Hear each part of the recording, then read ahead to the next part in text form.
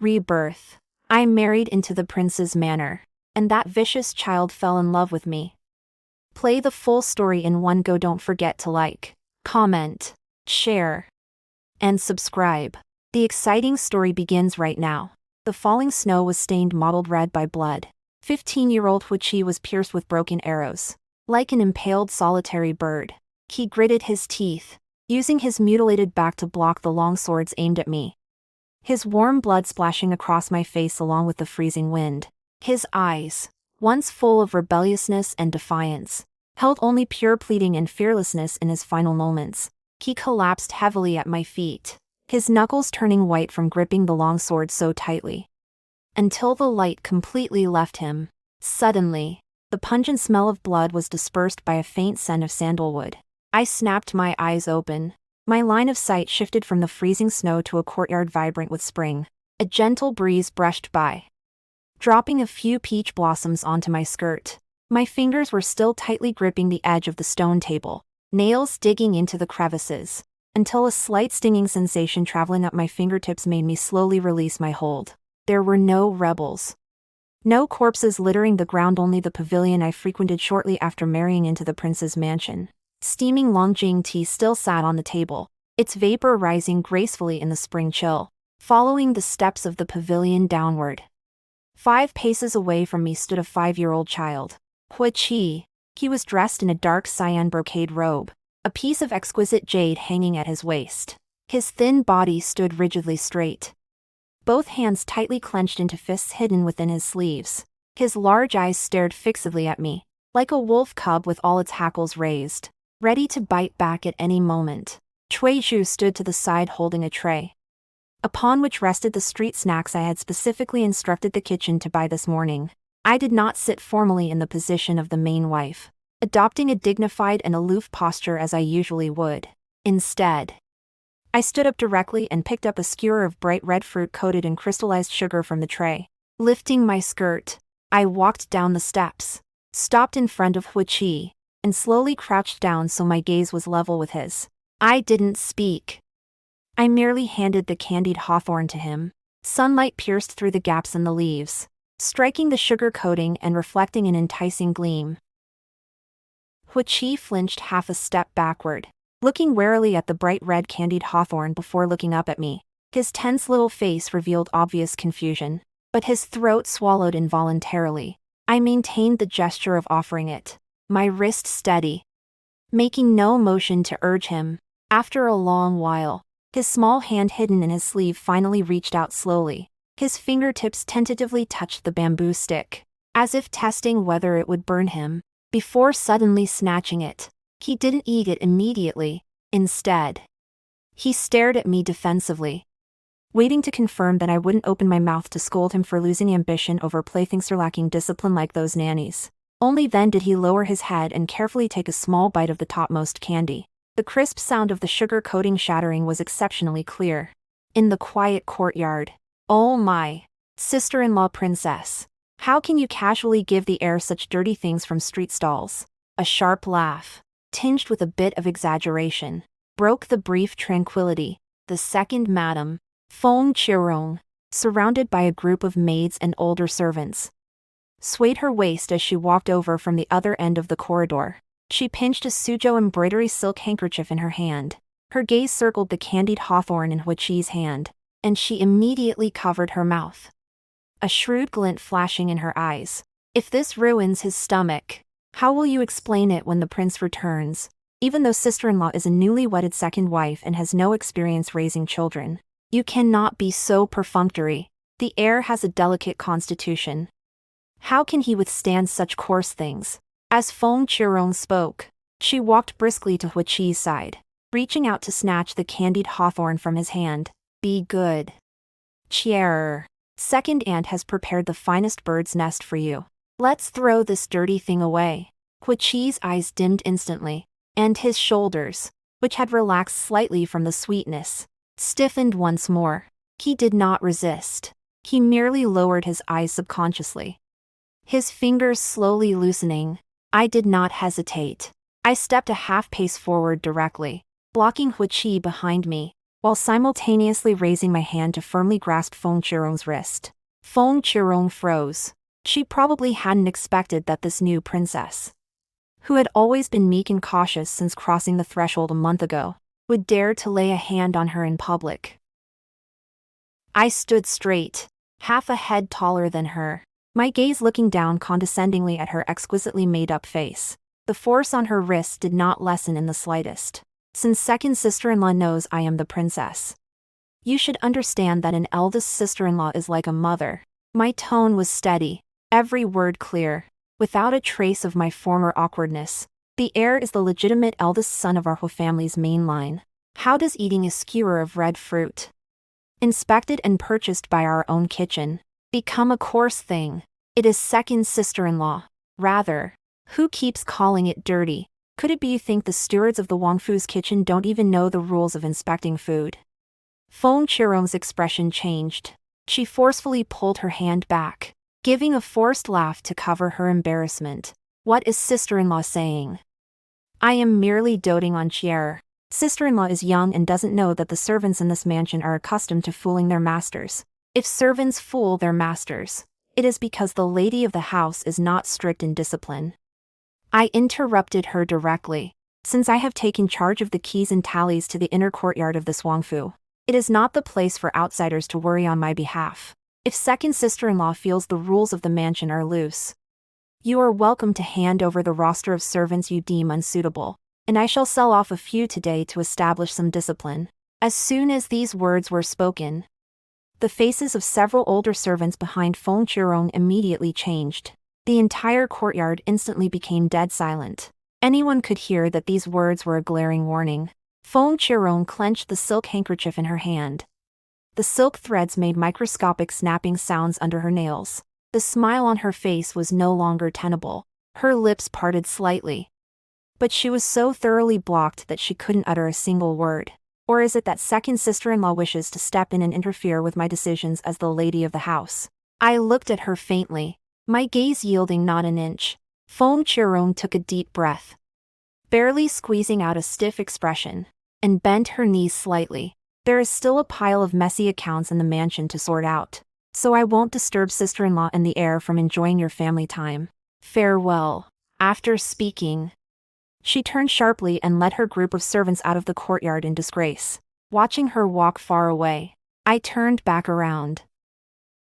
Huiqi was still standing in the same place, but he hadn't thrown the candied hawthorn away.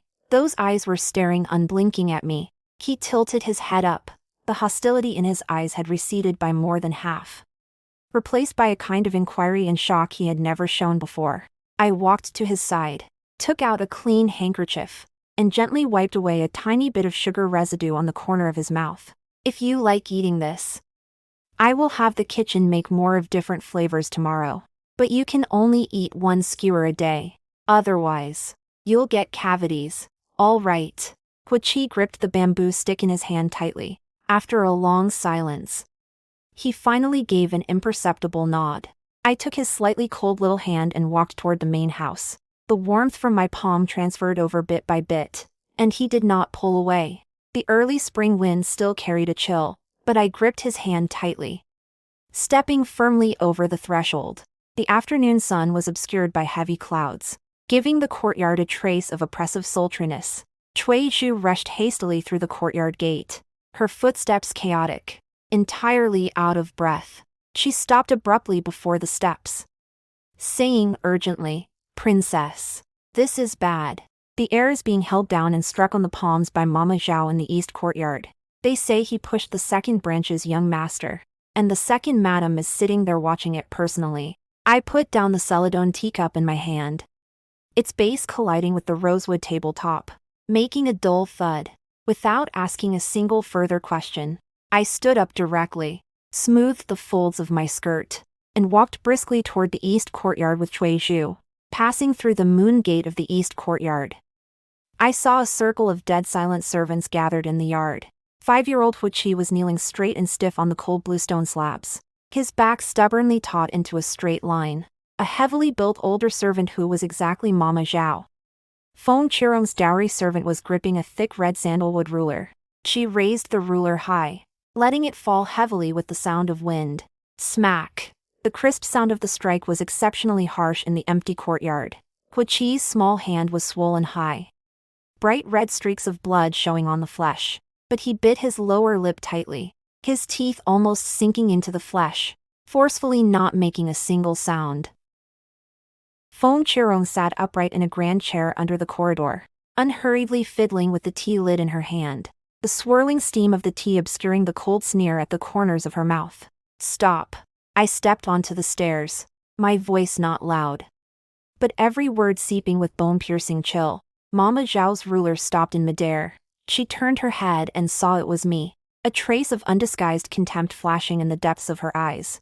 She bent her knees perfunctorily as a token gesture, not even putting down the ruler in her hand. This old servant greets the princess.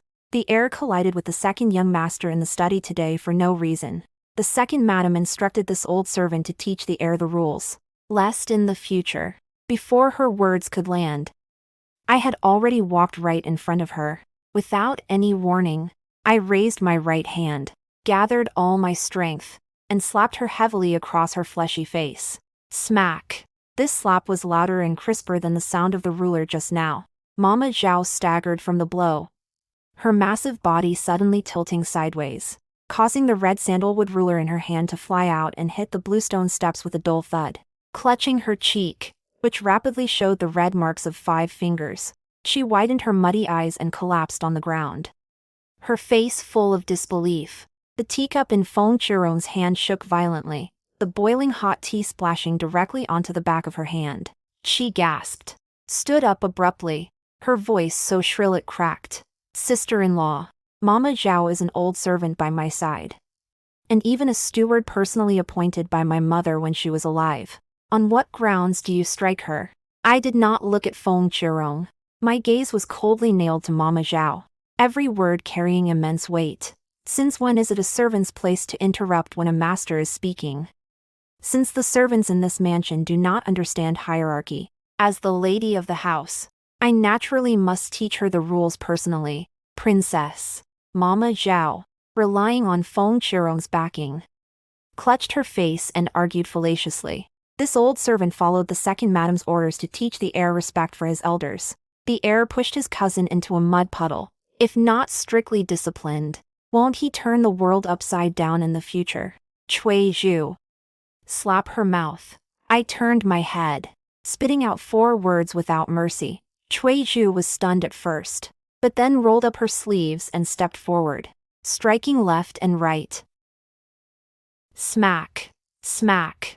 2 loud slaps alternated left and right, hitting directly on Mama Zhao's face. Blood instantly seeped from the corners of Mama Zhao's mouth. Her hair bun fell into disarray, and she was completely beaten into a daze. Her legs gave out, and she knelt honestly on the ground. Feng Qirong was trembling with anger, her nails digging fiercely into her palms. She quickly walked down the stairs and pointed at me. Wei Wan, do not go too far.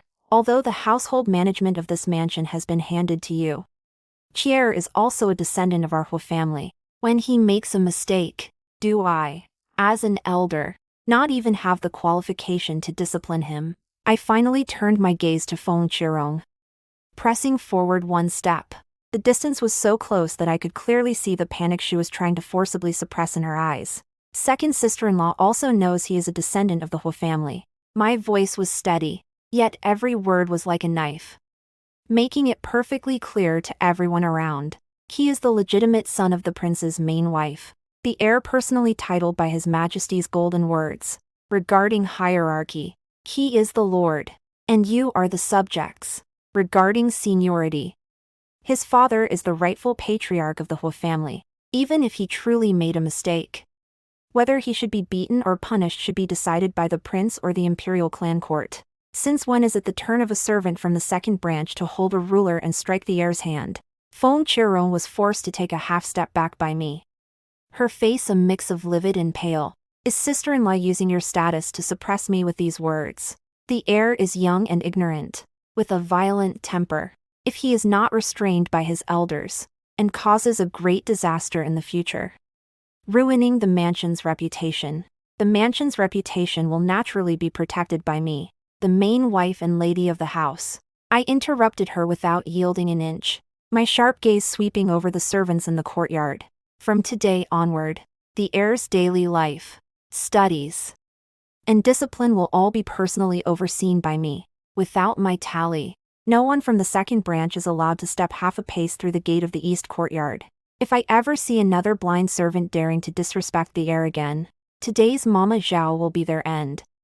After speaking, I ignored Feng Chirong's ashen face and walked straight toward Hu Qi kneeling on the ground.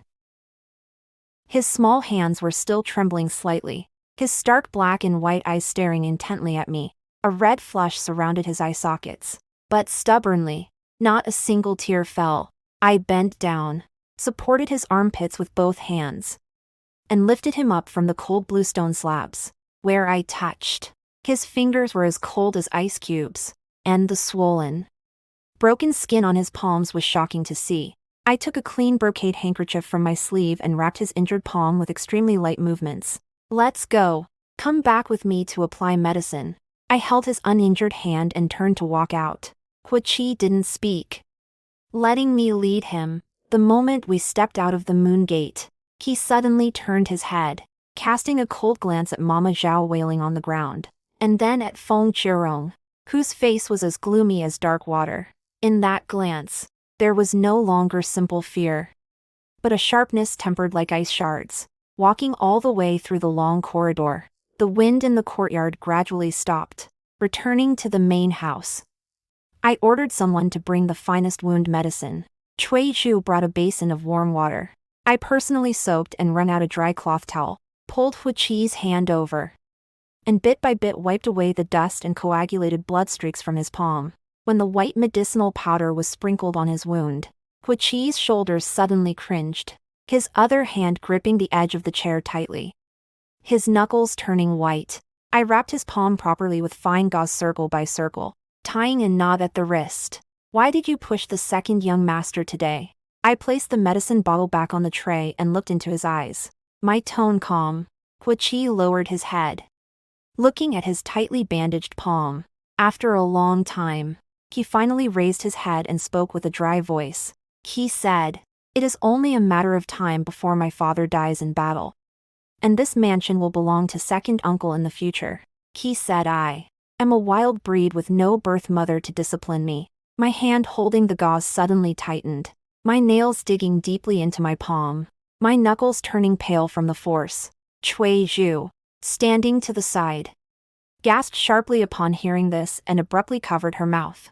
I relaxed my grip, tossed the blood-stained cloth towel into the water basin, sat back up straight, and gazed at Hu Qi with quiet eyes. "You remember this?" I looked straight into his eyes, my tone extremely solemn, without a trace of perfunctoriness. "You are the rightful and legitimate heir of this mansion, the sole young master here. Your father is a great hero defending the country's borders. As long as I am in this mansion for a single day, the plaque of this mansion will forever bear the surname Hua, and it will never be the place for outsiders to dictate." Hu Qi's lips moved slightly. I grasped his shoulders, increasing the pressure. "In the future, if anyone dares to say such treasonous words to you again, you need not worry about seniority or hierarchy. You just hit back. If the sky falls, I will hold it up for you." Hu Qi widened his eyes suddenly. In those eyes that were always full of weariness, like a hedgehog, a gleam of unbelievable light flickered for the very first time. He looked at me steadily for a long time, then suddenly reached out his uninjured small hand and tightly gripped the cloud pattern embroidery on my cuff. The clouds outside the window finally dispersed, and the afternoon sun pushed aside the haze, slanting through the carved window frames and spilling onto the bluestone floor, stretching the shadows of the two of us long. I turned my hand and grasped his, palms touching, pulling him a bit closer to me. The lamp shadow flickered, and soothing aloes wood burned in the purple copper incense burner. I held Hu Qi's uninjured left hand, tracing the red characters on the rice paper stroke by stroke. Hu Qi's brows were slightly furrowed, his expression extremely focused. Even his breathing kept very light. Suddenly, hurried and heavy footsteps came from outside the courtyard. accompanied by the metallic clinking of armor. The heavy door curtain of the main house was abruptly lifted, and a gust of night wind swept the early spring chill into the room. Hui Yan's tall figure appeared at the doorway. He was still wearing dark silver light armor, travel-stained, with a killing aura left by years of warfare between his brows. He strode into the room, his gaze sweeping across the interior, and his footsteps came to an abrupt halt when he saw the scene clearly before the desk. A flash of extremely obvious astonishment crossed his deep, sharp eyes. In his impression, his newlywed wife and his young stepson had always been like strangers, let alone sitting so intimately together at the same desk practicing calligraphy. Hui immediately put down the brush, stood up from the chair, and bowed properly. Greetings, Father. Hui Yan's gaze fell on Hui's right palm, which was tightly wrapped in white gauze, and his brows instantly knitted into a dead knot. He walked to the desk in a few strides, his voice deep and carrying coercion. What happened to your hand? I took a handkerchief, calmly wiped the ink stained on my fingertips, and met Hui Yan's gaze. The air accidentally took a fall today and scraped his skin. I have already had the doctor apply the finest wound medicine. It will scab over in a few days. Hui looked up at me, his lips moving, but ultimately he said nothing, merely shrinking his hand obediently into his sleeve. Hui Yan did not miss this small gesture. His gaze circled between the two of us, and the killing aura on his face retracted a bit. He raised his hand and somewhat stiffly rubbed the top of Hui's head. Since you are injured, rest early. I instructed Shui Zhu to take Hui back to the east courtyard to settle down. The door of the room closed again, isolating the sound of the wind outside. I turned and walked to the tea couch, lifted the copper kettle from the small red clay stove, brewed a cup of boiling hot Yuqian Longjing tea, and pushed it in front of Hui Yan. Hui Yan untied the sword at his waist and placed it on the table, making a dull thud. He sat down opposite me, picked up the teacup, took a sip, and stared at me sharply. Just as I entered the mansion, the steward sent word that Mama Zhao by second sister-in-law's side was sold off today. Is it because of Chier's hand? Yes. I did not evade at all, acknowledging it straightforwardly. The servant was cunning and committed insubordination. If kept, she would become a disaster for the Hu family.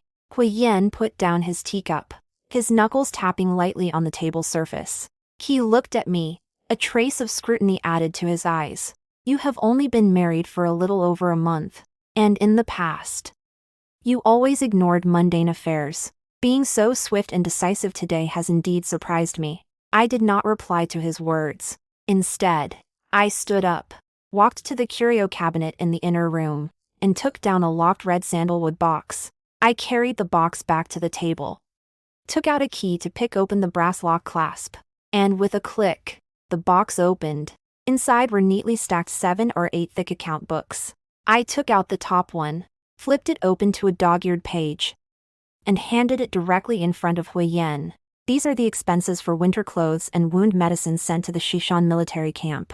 And these are the expenditures from the mansion's public funds. My finger pointed to 2 sets of numbers circled with cinnabar on the ledger page.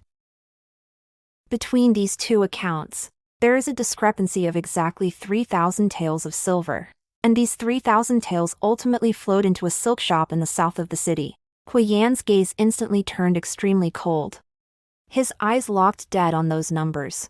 I pulled out the second account book and continued to spread it open in front of him.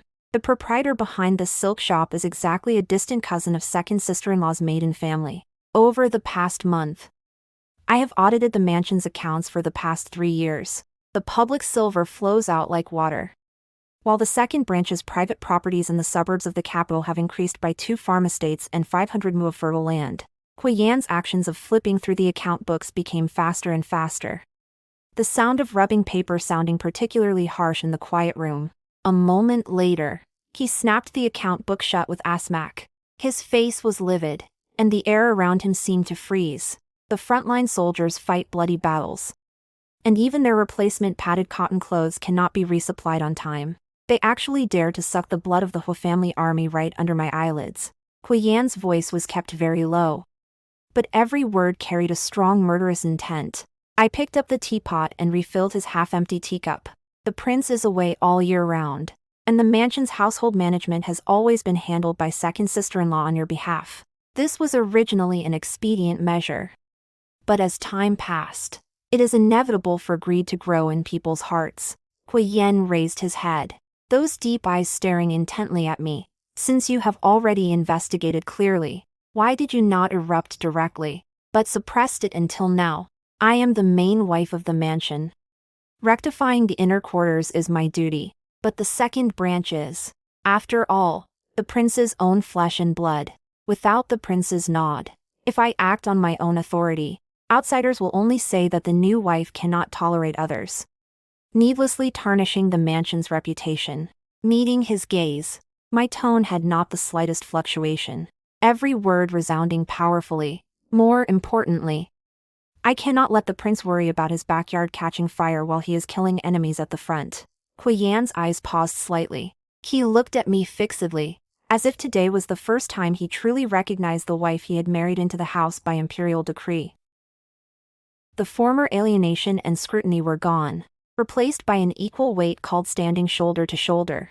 He reached out and pressed on the thick account books, his rough finger pads slowly rubbing over the creases on the edges. Selling off Mama Zhao today was your first warning to them. Hui Yan did not use a questioning sentence. His tone was extremely certain. I picked up my own teacup and gently brushed away the floating foam. To strike a snake, hit its vital point. Only by plucking the second branch's wings bit by bit can we make them reveal their true cloven hooves. The prince only needs to focus on military affairs. Not a single tail of silver will ever be missing from the inner courtyard of this Wu family again.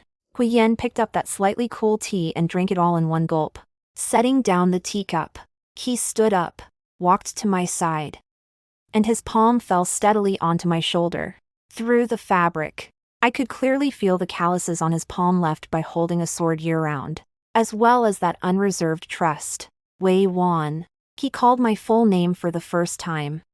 His voice mellow and deep. Let go and do it. As long as I am here, you are the master of the entire mansion. Inside the assembly hall at the hour of Qin, it was dead silent. The 36 stewards of the mansion stood in rows on both sides, their hands folded and hanging in front of them, not even daring to breathe heavily. I sat upright in the grand red sandalwood carved chair at the head of the room, using the tea lid to gently skim the floating foam in the celadone teacup. The crisp sound of the porcelain clinking was infinitely magnified in the pin-drop quiet hall. Sister-in-law is in good spirits today.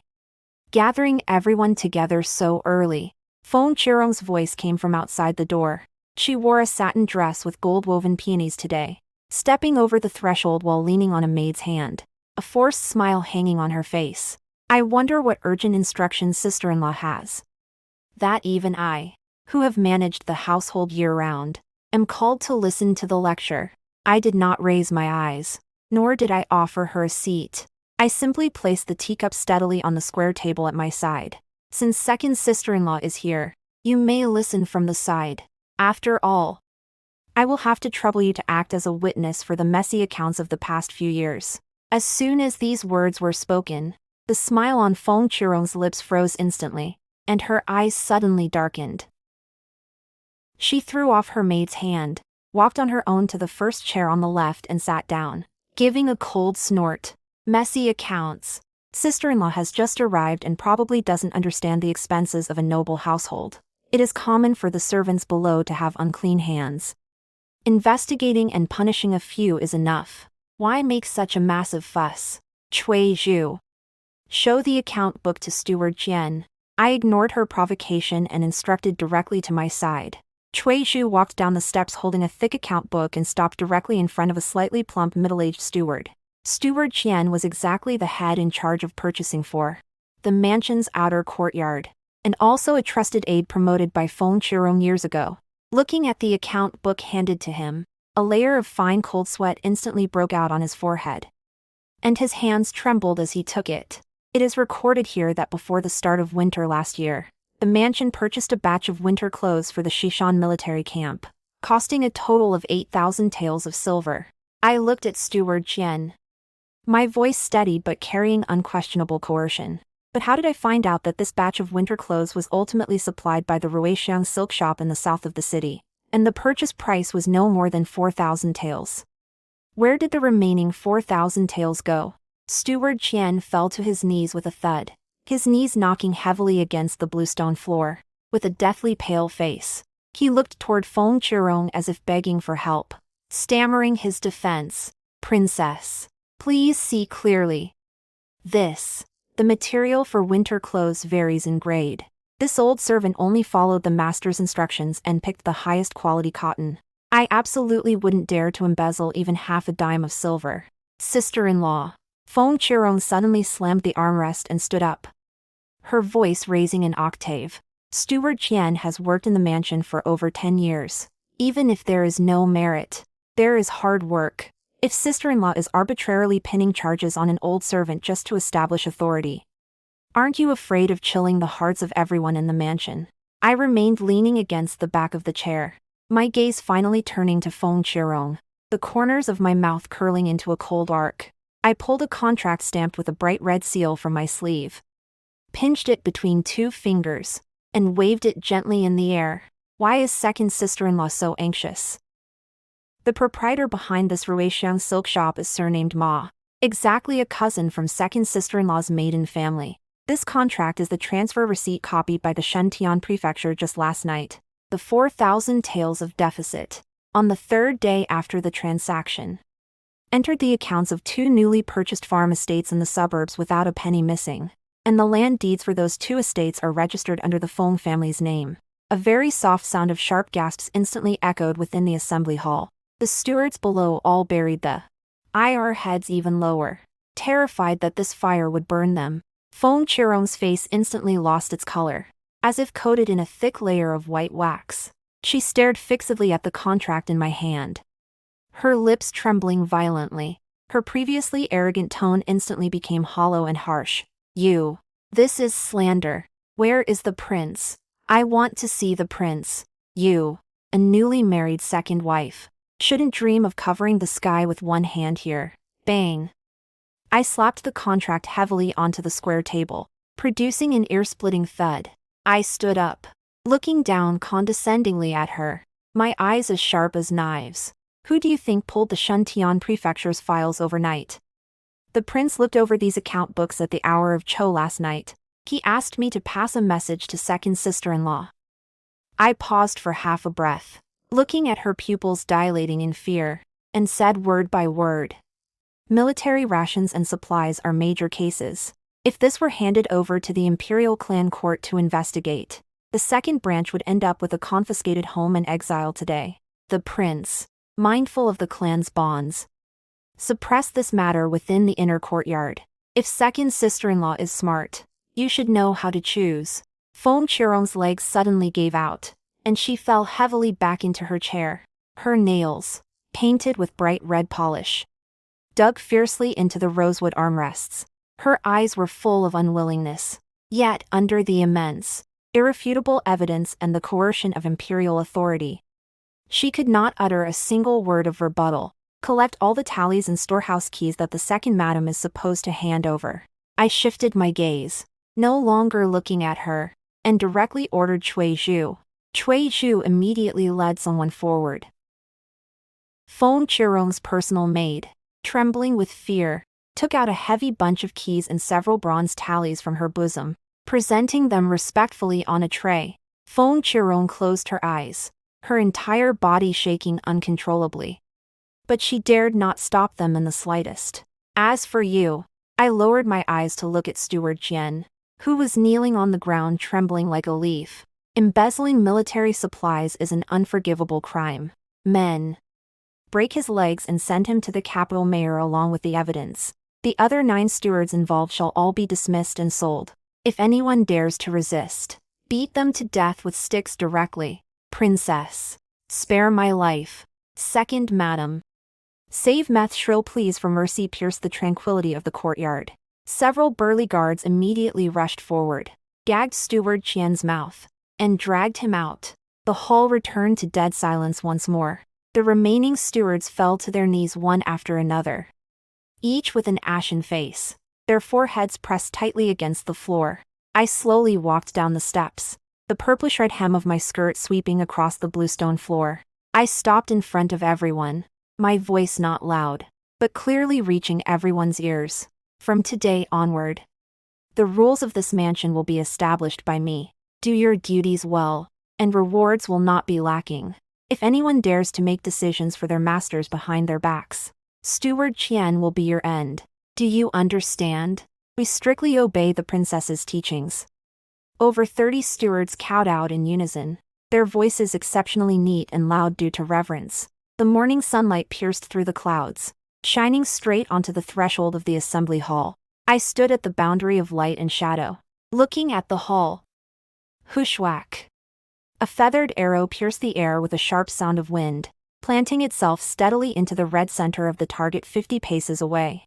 The white feathers at the tail of the arrow were still quivering slightly. Sitting in the grand chair by the martial arts arena, I watched Hu Qi. Dressed in a dark-colored fitted brocade outfit with arrow sleeves, lower the quadrania would bow in his hand, take a deep breath, and turn to walk toward me. 3 years have passed. 80-year-old Hu Qi has grown much taller, and his shoulders have broadened. Those eyes that were once full of weariness like a hedgehog have now settled into the resolute and steady gaze belonging to the heir of a military family. I handed him a clean handkerchief. He took it with both hands, wiped the fine sweat from his forehead, and a subtle smile curled at the corners of his mouth. Mother, your son drew the bow to the full today. The accuracy is good, but your lower stance is not steady enough. Tomorrow, practice the horse stance for another half hour. I picked up the teacup and took a sip, my tone still strict, yet a genuine warmth resided in the depths of my eyes. Hu Qi showed not the slightest complaint. Respectfully bowing and complying, Cui Zhu walked briskly closer from outside the moon gate, holding a yellowed letter in her hand, and reported in a low voice, "Princess, another letter has arrived from the ancestral estate in Jinling. They say autumn has come. The second old madam is feeling unwell, and the second madam wishes to beg the public funds to allocate another 500 taels of silver for medicine." I didn't even take the letter, coldly twitching the corners of my lips. 3 years ago, after verifying the embezzlement of military supplies, Guiyan acted with sweeping and decisive force, directly inviting the clan leader to open the ancestral hall and divide the family. The second branch's lineage was completely stripped of their mansion privileges, and the entire family was sent back to the ancestral estate in Jinling to guard the ancestral tombs. Forbidden to enter the capital without an imperial edict, the once arrogant Feng Qirong now had to survive on the mere dozens of taels of monthly allowance distributed by the clan. The clan leader in Jinling will naturally summon a doctor. There is no need for her to overstep the rules and come to the capital to cry poverty. Tell the accounting room, not a single penny will be approved. If any servant dares to privately deliver letters for the second branch again, send them directly to the farm estates for hard labor. My voice was calm and absolute. The inner courtyard of this Wu family had long been managed by me into an impenetrable iron fortress. No demons or monsters could ever hope to stir up even the slightest ripple again. Just at that moment, a deafening commotion suddenly erupted from the front courtyard. Immediately after, the heavy main gates of the mansion were pushed open with a crash. The steward practically tumbled into the martial arts arena, his voice cracking from excitement.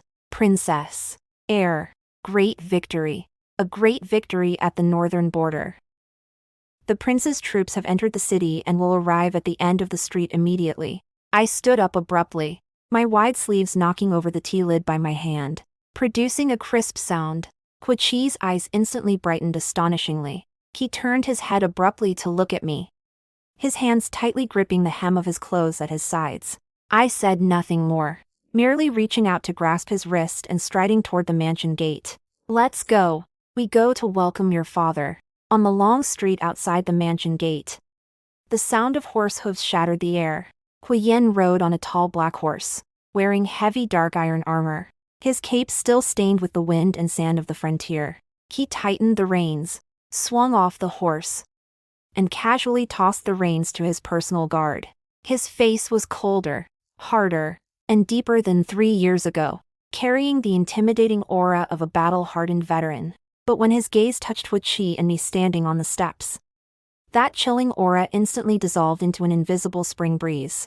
He stepped up the stairs step by step, his heavy armor plates clashing with a resonant, metallic sound.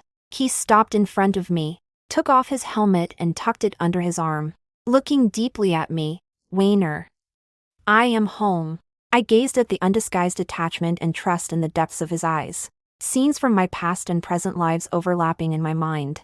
On this day in my previous life, the northern border suffered a great defeat. Hui Yen died in battle. The mansion was framed by political enemies and confiscated, and I was forced to drink poisoned wine, dying in a bone-chilling, desolate courtyard.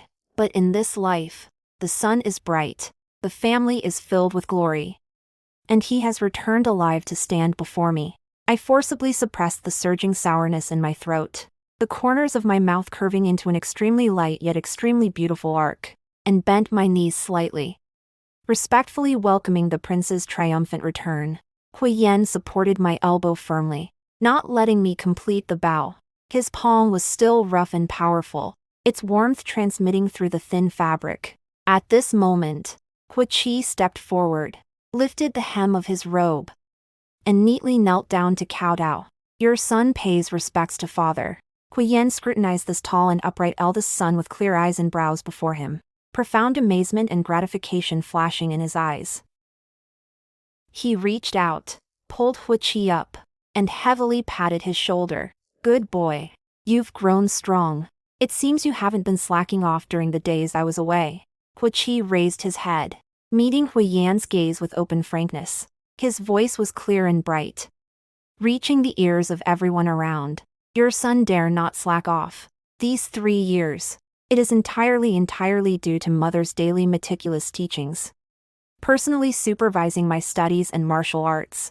Mother often says that the men of the Hu family should stand indomitable between heaven and earth, protecting the home and the nation. He called out mother, without any hesitation, completely sincere. Hui Yen was suddenly stunned. His gaze shifted between Hui Qi and me, ultimately turning into a deep, resonant, and hearty chuckle. He extended his other hand, firmly grasping my hand into his palm, our fingers interlacing tightly. Yes, your mother is right. Hui Yen looked at me, thousands of stars surging in the depths of his eyes. That the Hu family can have today is all thanks to your mother. Night fell from all 4 directions. The welcome banquet of the mansion had dispersed, and the courtyard was hung with red lanterns symbolizing celebration. I stood alone under the corridor. The night breeze brushed past, bringing bursts of the faint fragrance of osmanthus. I slowly spread my hands open. My palms were perfectly clean, without the cold marks left by the poisoned wine of my past life. A cape carrying the scent of aloes wood landed gently on my shoulders. Hui Yen embraced me from behind, his chin resting lightly against the side of my neck. From the front courtyard, the crisp laughter of Hui Qi sparring in swordplay with the guards faintly drifted over, full of vitality. What are you looking at? He asked in a low voice, his tone carrying an unconscious tenderness. I reached back and grasped his large hand resting on my waist. My gaze crossed the layer upon layer of courtyards, looking toward the bright, flawless full moon overhead. And a smile of complete relief finally bloomed at the corners of my mouth. Looking at the moonlight tonight, I replied softly, it is truly beautiful. The past events of my previous life are all like powdered dust scattered by the wind. And in this lifetime of mine, Wei Wan, I have finally grasped a true, complete victory across the entire board. As the first rays of dawn peeked through, I sat before my dressing table, letting Cui Shu steadily insert a filigree phoenix hairpiece inlaid with gems into my bun. The gold tassels of the hairpiece swayed slightly, reflecting the steady and dignified face in the bronze mirror. Today, I was no longer the trembling second wife who had just entered the prince's mansion, but the first-rank lady of mandate personally titled by the emperor, and the undisputed mistress of this vast prince of Jinbei's mansion. Madam, Eunuch Zhang has been sent from the palace to deliver congratulatory gifts, saying it is to celebrate the prince's great victory and to reward Madam for her merit in educating the heir. Cui Zhu said softly, her eyes filled with irrepressible joy. I stood up, the hem of my crimson formal dress trailing on the floor with a slight rustling sound. I led the group to the main hall, where Eunuch Zhang waited with a face full of smiles. followed by dozens of eunuchs carrying mahogany boxes lacquered with gold. These rewards were not merely external possessions, but the imperial family's recognition of the Hu family's regaining of power and a commendation for my iron-fisted rectification of the inner quarters and my support for the young heir over these 3 years. After accepting the rewards and seeing off the eunuch, I did not show much arrogance. The agonizing pain of my past life had taught me that the peak of power is often accompanied by even more unfathomable clouds.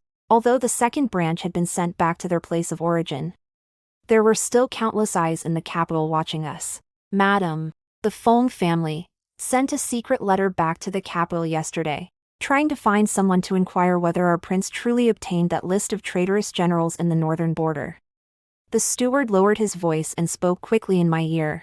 I sneered, my fingertips gently fiddling with the jade bracelet on my wrist. They still haven't given up. That list is of great importance. If it truly is in the prince's hands, none of those behind the Feng family who conspired with foreign enemies will escape. Pass the word down.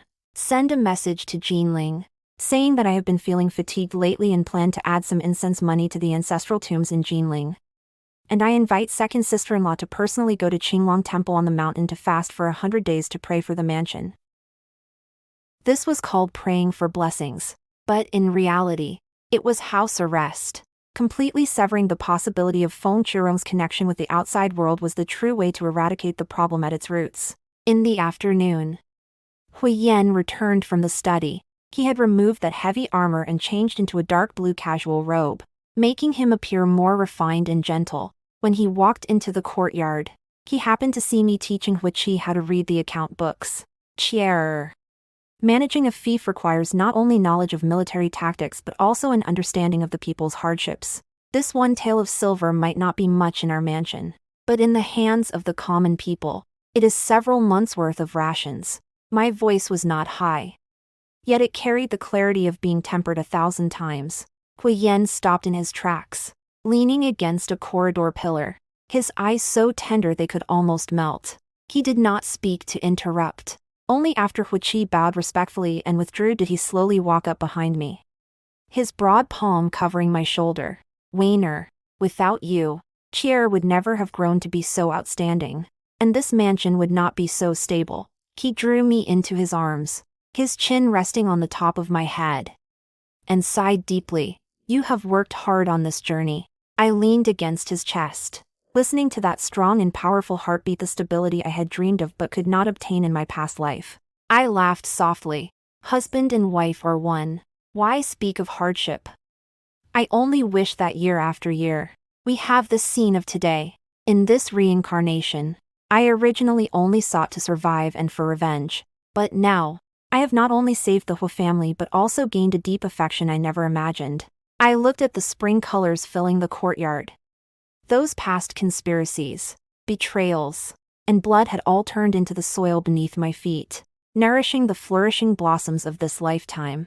In the distance, Hui Qi's shouts on the martial arts arena remained clear and powerful. I knew that the era belonging to us had only just begun. Even if there are still storms in the future, I can stand shoulder to shoulder with this man beside me to guard this hard-won long song of a flourishing age. The story is now complete.